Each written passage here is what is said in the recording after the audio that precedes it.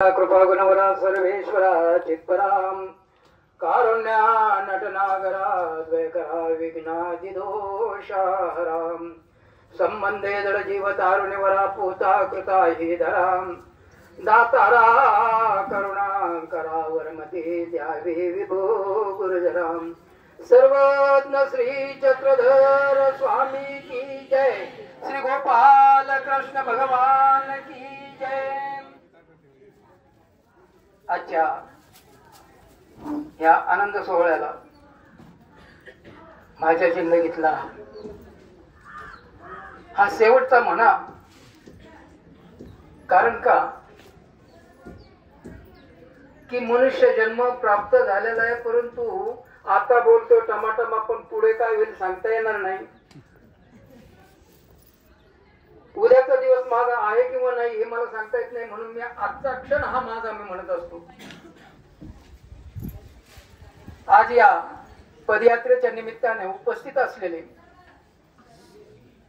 परमपूज्य आदरणीय श्रद्धेय हंसराज बाबाजी खामणेकर, त्याचबरोबर आमचे बाबा, दुसरे बाबा, तिसरे बाबा, सर्व बाबा लोक, परंतु प्रमुख आणि यांच्या पाठीमागा असणारी संपूर्ण मंडळी, कृष्ण भगवंतांनी गोवर्धन पर्वत करंगळीवर उचलला, पण बाकीच्यांनी साऱ्यांनी काठ्या लावलेल्या होत्या आणि काठ्या लावून सर्वांनी तो पर्वत उचलून धरलेला होता। त्याच पद्धतीनं आपण सर्वजण या पदयात्रेच्या काठ्या धरणारे सर्वच मंडळी, आपल्या सर्वांचं मी एकदा माझ्या वतीनं न म्हणता, मी सुरुवातीलाच सांगितलेलं आहे की हे मंदिर गावाचं आहे, माझं नाही। पहिल्यापासून तो शब्द माझा आहे की हे मंदिर माझं नाही, हे गावाचं आहे।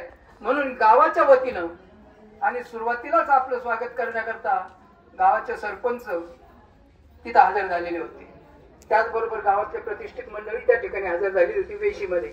पण निवडणुकीचा काळ असल्या कारणामुळे ही सर्व मंडळी गुंतलेली असल्या कारणामुळे त्यांना इथपर्यंत यायला जरा अडचण निर्माण झाली, म्हणून मी एक दिलगिरी व्यक्त करतोय। तर आपल्या सर्वांचं प्रथम मात्र आम्ही स्वागत करतो, मंदिराच्या वतीने मी स्वागत करतो आणि आपले त्याचबरोबर आभार सुद्धा मानतो। विषय पाहायला गेलं तर झालो मी मुका, झालो बहिरा, झालो आंधळा। मी आंधळाही आहे, मी बहिराही आहे आणि मी मुकाही आहे। तिन्ही गोष्टींना मी पंगू आहे, विकलांग आहे, टंगडं माझं लंगड आहे। हे नेमकं कारण काय? माझा पाय लंगडा आहे म्हणजे माझी धर्माची बाजू कमकुवत आहे। म्हणून एका गवळणीमध्ये म्हटलेलं आहे, असा कसा देवाचा देवबाई ठकडा, एका पायानं चालतो लंगडा। लंगडा का चालतो देव, लंगडा का चालतो, तर त्याला एकच कारण आहे की देवाची जी बाजू आहे, एक बाजू कमकुवत असल्या कारणामुळे देवाने स्वतः लंगडे पण धारण केलेलं आहे। कारण धर्म नाही, ज्या ठिकाणी धर्म नाही त्या ठिकाणी लंगडेपणा आहे, ज्या ठिकाणी कर्म नाही त्या ठिकाणी लंगडेपणा आहे, आणि ज्या ठिकाणी ऐकायला येत नाही, ऐकायला येत नाही का? सर्वांना ऐकायला येतं, प्रत्येकाला कान आहे पण एकालाही कान नाहीये। नाथांची गवळण आहे ती, त्या गवळणीमधून सांगितलं की नाथांनी सांगितलेलं आहे की मी देव लंगडा तर आहेच आहे, पण देव कसा आहे? आंधळा सुद्धा आहे। देवाला काही दिसत नाही, देवाला काही दिसत नाही असं म्हटल्यानंतर आता तुम्हाला थोडासा प्रश्न पडेल का, आतापर्यंतच्या पदयात्रेमध्ये आम्ही सर्व ऐकत आलो, सर्व पाहत आलो, पण हा बाबा मात्र वेगळंच काही बोलतोय आणि माझं सारं वेगळंच आहे। काय विषय हा आहे की आंधळा का? देवाला दिसत नाही, खरोखर दिसत नाही। का दिसत नाही? विषय जर आपण डोक्यात घेतला तर का दिसत नाही? देवाला दिसतं, आपल्याला सर्वांना माहिती आहे। देवाने जर डोळे झाकले तर आपण राहणार नाही, ते शिल्लक राहणार नाही, तर आपल्याला माहिती आहे। पण देवाचे डोळे झाकलेले आहेत, कारण का? त्यांनी सांगितलं नाही ज्ञानेन सदृशम पवित्रम मे विद्यते, म्हणून जोपर्यंत ज्ञान नाही तोपर्यंत माणूस आंधळा आहे। कोणी कितीही मोठा असो, जोपर्यंत ज्ञान नाही तोपर्यंत तो आंधळा आहे। हो, आता बहिरा कसा? सांगून सांगून थकलो, सांगून सांगून थकले, पूर्वापासून सांगत आले। अर्जुनाला ज्यावेळेस युद्ध व्हायचं होतं तत्पूर्वी एक महत्वाचा विषय महाभारतातला, की त्या मीटिंग मध्ये श्रीकृष्ण परमात्मा द्रोणाचार्य, भीष्माचार्य, कृपाचार्य आणि कर्ण आणि विदुर काका एवढेच होते. आणि त्यांना सांगितलं होतं, बाबा हो, हे धर्मयुद्ध आहे, तुम्ही धर्माची बाजू घ्या, तुम्ही तरताल, धर्माची बाजू घ्या. परंतु अन्न हे खाल्लेलं असल्या कारणामुळं त्या रक्त मात्र त्या पद्धतीचं बनलेलं होतं, म्हणून या लोकांनी ऐकलं नाही. आणि त्याच वेळेस त्याच्या पाठीमागचा दुसराही भावार्थ होता की भगवंताच्या हाताने स्वतःला संपवून घ्यायचं होतं, कारण इच्छामरणी होते, महारथी होते, धनुर्धर होते आणि त्यांना संपून घ्यायचं होतं. पण भगवंताच्या हाताने संपवायचं होतं, संपून घ्यायचं होतं, म्हणून भगवंताच्या हातात विरोधात उभे राहिले आणि त्यांनी स्वतःला संपून घेतलं. एक सूत्र आहे, विष पाजण्याकरता आलेली, एक विष पाजण्याकरता आलेली, काय तिचं नाव, पूतना, सर्वांना माहितीये. परंतु आलेलं पहिलं गिराईक सोडायचं नाही. बोहनीच्या टायमाचं बालपणामधलं पहिलं गिराईक होतं पूतना. भगवंताला मारण्याकरता आली, परंतु भगवंताने काय केलं, तिला पूर्ण शोषून घेतलं, असं शोषून घेतलं की स्वरूप करून टाकलं. म्हणून शब्द केलेला आहे, जेची फळ यशोदेशी देवकीशी तेच फळ पुतनेशी, तेच फळ दिलं. म्हणजे आपल्या दुष्टाला सुद्धा ते फळ प्राप्त होतोय. आणि ते त्याने ऐकलं नाही, भगवंताचं ऐकलं नाही, म्हणून ते बहिरे सुद्धा होते, बहिरे सुद्धा होते.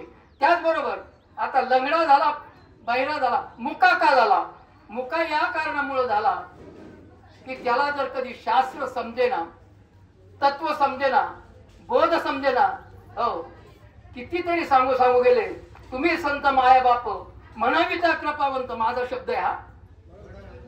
आता इथं संप्रदायाच्या पद्धतीने आहे, तुम्ही संत माया बापा म्हणाविता कृपावंत, एवढा करा उपकार सांगा देवा नमस्कार. म्हणून संत हेच माय बाप आहेत.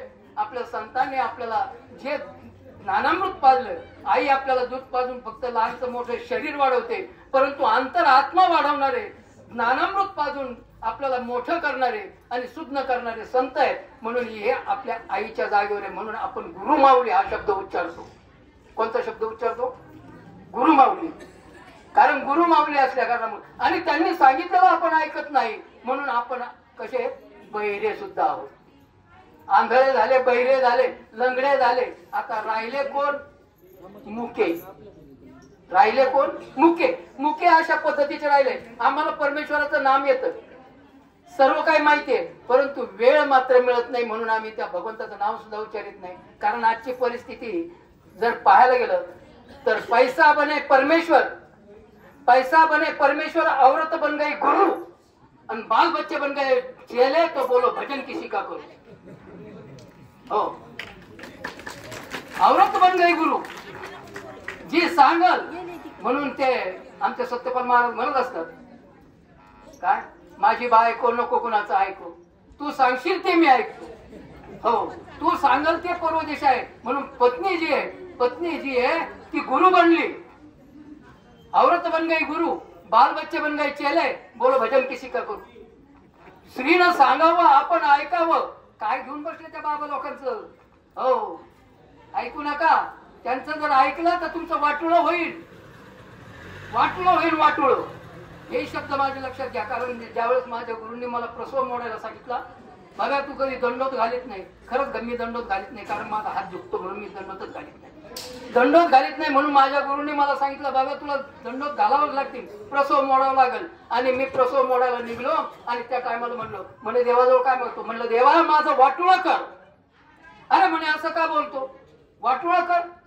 देवाजवळ मागायचं, प्रेमदान मागायचं, देवाजवळ मागायचं, प्रेम मागायचं, मोक्ष मागायचा, हो सन्निधान मागायचं, हे मागायचं, तू वाटुळं मागतो. म्हणलं हा बाबा, एक गोष्ट लक्षात ठेवा, जोपर्यंत माझ्या कर्माचं वाटूळ होत नाही तोपर्यंत देव उघडून लावा मला देव मिळत नाही.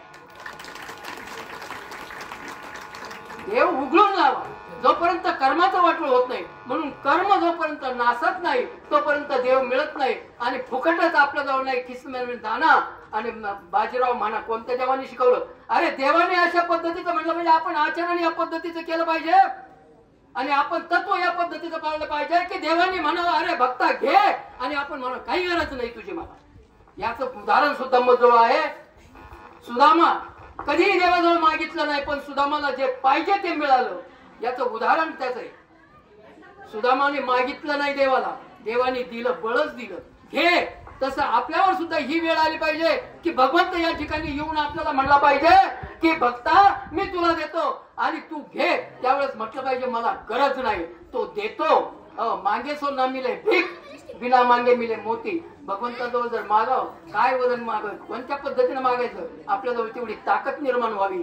म्हणून याच्याकरता कलियुगातला धर्म, तीर्थ क्षेत्र व्रत आणि धर्म या गोष्टी जर आपण केल्या, तीर्थक्षेत्र व्रत आणि दान या गोष्टी जर आपल्याकडून घडल्या तर भगवंत सुद्धा हे होतो. आणि आपल्या हातामध्ये गंमत एक आहे, हातात माळ आहे म्हणजे गाठी आहे. काय करता मला इकडची सवय आहे ना, खेड्यातलं येड, हो खेड्यातलं येड, त्याच्यामुळं हातात गाठी आहे. परंतु तोंडाला जर मिठी असेल तर मुका नाही तर काय बोल काय का तू, तुला तोंड आहे का नाही. म्हणून कबीरदास म्हणतात हात में तो माला फिरे, जीभ फिरे मुख माय, मनवा चहुदेश फिरे येतो सिमरन. स्मरण करा किती. फक्त तुम्ही पश्चातपारी म्हणजे आमच्या भाषेत बोलायचं झालं तर पश्चातपारी आणि इतर भाषेत बोलायचं झालं तर ब्रह्ममुहूर्त. ब्रह्ममुहूर्तावर म्हणजे 3च्या पुढे 5 वाजेपर्यंत ब्रह्ममुहूर्त असताना या ब्रह्ममुहूर्तावर जर आपण चिंतन केलं तर भगवंत आपल्याला भेटल्याशिवाय राहत नाही. परंतु अंतःकरणपूर्वक त्याला आठवलं पाहिजे. याला एक उदाहरण आहे. ज्यावेळेस भक्त बसलेले होते, चिंतन करत होते आणि स्वामी उठून बसले.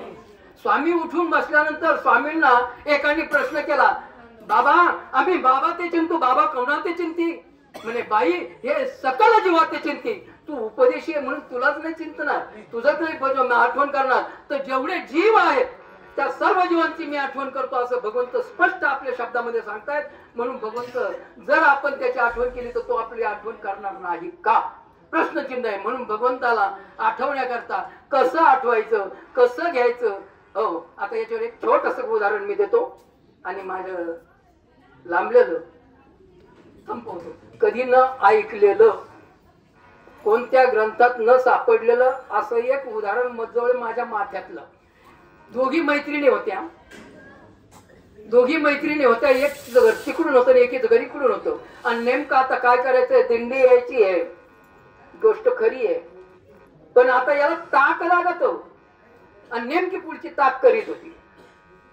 मग आता ही गेली, तिचं लहान मूल बाहेर बसलेलं होतं, थंडीचे दिवस होते आणि बाहेर बसलेलं होतं. आता त्याचा जर चेहरा पाहावा अगदी मस्त पैकी इतकं गोरं का मातीत टाकलं तरी ओळखू यायचं नाही, इतकं गोरं. त्याच्यामध्ये गंमत अशी की ते बसलेलं होतं आणि काय पहा त्याचा चेहरा, वा वा वा. आणि इकडून हात फिरवला का थेट कानापर्यंत आणि इकडून हात फिरवला का थेट कानापर्यंत, दोन्ही बाजूने कुल्फे. आणि उन्हामध्ये ते बसलेलं असल्यामुळं ते चमकत होतं. आणि हिनं पाहिलं मूल बाहेर आहे, ही काय करून राहिली, ताक बनवते. ही गेली आणि त्या मुलाला चिमटा घेतला. कुणाला चिमटा घेतला बाबा, मुलाला चिमटा घेतला आणि लगेच गेली. मुलगा क्या करून केल्याबरोबर हिनं मुलाला विचारलं, आणि काय करते ग, म्हणे ताक करते. जळू दे तुझं ते ताक, मरू दे, त्याला कशाला घेतली. मग काही लेकरू बाहेर बसले, रडलं, घेतोय, घाबरलंय. असं म्हटल्यानंतर हिनं त्याला गप केलं, मुलाला गप केलं. कुणीकडे आली होती, काय नाही म्हणे, आले होते सर, ते पोरग रडलं म्हणून मी आले. सांगितलं काय, मूल रडलं म्हणून मी आले आणि तू तुझ्या कामामध्ये करतोय. असं म्हटल्यानंतर मूल जवळ घेतलं, शांत केलं आणि काय करून राहिली, काय नाही म्हणे, आता काय भाकरी टाकल्यात म्हणे, चुलीवर एक भाकर करते, पण वर तव्यावर भाकर ठेवलेली आहे ती जळल म्हणून मी, पोरग रडलं म्हणून मी आले म्हणे. बरं म्हणे, अगं बैस ना म्हणे, नाही ना भाकर आहे. अगं बैस म्हणे, नाही भाकर आहे. अगं बैस चहा करते. आलीस तर बरं झालं. चहा केला, चहा घेतला आता जाते मी. मग असं कर ना, ताक घेऊन जा, ताक झालेलं आहे थोडस, ताक घेऊन जा. ताक नेलं असतं पण मी काहीच नाही आणलं. म्हणजे गाडगात तिथंच घेतलं. अरे त्याच पद्धतीने भगवंताचं नामस्मरण करत असताना त्याचं प्रेमदान आहे ते तर घ्यायचं पण मोक्ष घ्यायचं, गाडगा त्याच.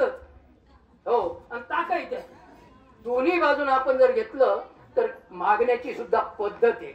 त्या पद्धतीनं भक्ताने मागावं आणि देवाने द्यावं. आपलं काहीच नसावं, आपलं काहीच नाही. आणि भगवंत काय येत नाही, भगवंत जरूर येतो. हा माझा स्वतःचा अनुभव आहे. या ठिकाणी अजूनही गावकरी इथं बसलेले आहेत. या मंदिराची उभारणी करत असताना फक्त एकच ध्येय होतं की ज्या आचार्य सम्राट आनंद ऋषी महाराज साहेब यांची इच्छा वयाच्या 8व्या वर्षी मला त्यांनी सांगितली होती आणि या ठिकाणी मला जागा प्राप्त नव्हती. या ठिकाणी मी फार लहानपणापासून येत होतो, पाहत होतो. माझा संपूर्ण इथं परिसर ओळखीचा आहे, परिचयाचा आहे. या परिचयाच्या ओळखीच्या जीवावर मी इथं आलो आणि त्यांची इच्छा पूर्ण करायची प्रयत्न केला. सांगायचं एक तात्पर्य आहे की इथं नाना कधी मागितलं कुणाला मी? नाना मागितलं कुणाला नाही, मागितलं नाही. भगवंता तुझं आहे तू करून घे. हो, आणि भगवंताने शब्द केल्या पद्धतीनं तू उभा ठाकला सीचे पुरे, या पद्धतीनं भगवंताने हे मंदिर उभं करून घेतलं. 99 संपूर्ण याला अन्य संप्रदायाचे महात्मे लोक सुद्धा या ठिकाणी माझ्या कीर्तनाच्या माध्यमातून सर्वांचा परिचय असल्या कारणामुळे ते सुद्धा या ठिकाणी आले.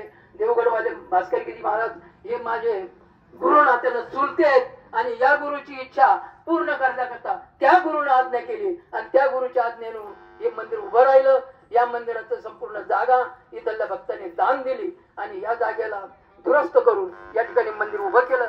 99 दुसरी एक महत्वाची गोष्ट म्हणजे या ठिकाणी गुढा, भोगराम, सिन्नस्थळी, पिवळ तळली आणि आत्मतीर्थ जो आहे तो मुठीतला जो आत्मतीर्थ जिथून उदरभरी महती निर्माण झाली त्या मुठीतला आत्मतीर्थ मत जो आहे तो कसा चालत आला हे मला माहिती नाही, परंतु टाकळीच्या धोंडाबाई जयतकर्ण यांचे गुरुवर्य त्यांच्याकडे तो होता. त्यांच्याकडून दर्यापूरकर बाबांकडे गेला आणि दर्यापूरकर बाबांकडून मला जाळीच्या देवाला प्रसन्नता म्हणून त्यांनी मला दिले. त्यांनी 3 प्रश्न माझ्या पुढे मांडलेले होते. भव्या माझे 3 प्रश्न आहेत आणि त्या प्रश्नाचं उत्तर दे. आणि त्यावेळेस मला त्यांनी ते 3 प्रश्न विचारले होते. त्या 3ही प्रश्नांची उत्तर मी दिले माझ्या परीनं आणि ते त्या पद्धतीनं सक्सेस झाले. आजही मी तिला माझ्या या स्थानाला माझ्या या विशेषाची महती जर तुम्ही पाहाल तर तुम्हाला मी पत्ते देतो, फोन नंबर देतो, त्या ठिकाणी तुम्ही त्याची चौकशी करू शकता. नवसिक विशेष आहे आणि त्या विशेषाच्या जोरावर मी फक्त त्याला मागतो, तू दे मग मी देतो. या पद्धतीने या ठिकाणी चालू आहे आणि ही परिस्थिती आज परमेश्वर पूर्ण करतोय. म्हणून मला एकच म्हणायचं की त्या विशेषाची प्रसन्नता माझ्या पाठीशी राहो, त्याचबरोबर आपल्या सर्वांची प्रसन्नता माझ्या पाठीशी राहो एवढीच विनंती करतो आणि मी थांबतो. जय श्रीकृष्ण, दंडवत प्रणाम.